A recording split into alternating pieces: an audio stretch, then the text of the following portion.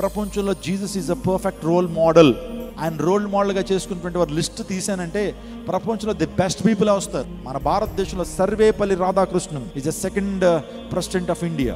యేసు ప్రభు అనుచరుడు అంటే మీరు ఆశ్చర్యపోక తప్పదు. యేసుక్రీస్తు ప్రభు అన్న ఉత్తమమైన బోధకుడు అంటే టీచర్స్. నేను ఒక మాట చెప్తున్నాను, who is the best teacher అని అంటే సర్వేపల్లి రాధాకృష్ణన్ అని మీరు చెప్తారు. ఎందుకంటే మన భారతదేశంలో బెస్ట్ టీచర్ ఎవరంటే సర్వేపల్లి రాధాకృష్ణన్. బట్ ఆయనకి బెస్ట్ టీచర్ ఎవరో తెలుసండి? యేసు ప్రభు వారు జగద్గురువు అంటాడు. స్తోత్రం చెప్పడం హల్లెలూయా. వాస్తవానికి జగద్గురువు అని చెప్పి శంకరాచార్యులను అంటారు. జగద్గురువు ఆయన కాదు, యేసు ప్రభు వారు. నేను గురువుకున్న లక్షణాలు చెప్తాను.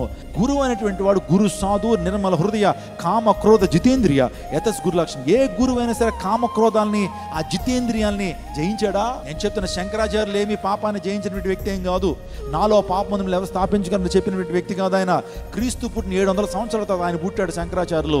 ప్రపంచం భారతదేశంలో నా ఆది శంకరాచార్యులు ఎవరట? జగద్గురువు అట. జగద్గురువు అని కాదు, గురువుకు ఉండాల్సిన లక్షణాన్ని కూడా ప్రభువులో మాత్రమే ఉన్నాయని చెప్పినటువంటి వాడు సర్వేపల్లి రాధాకృష్ణన్.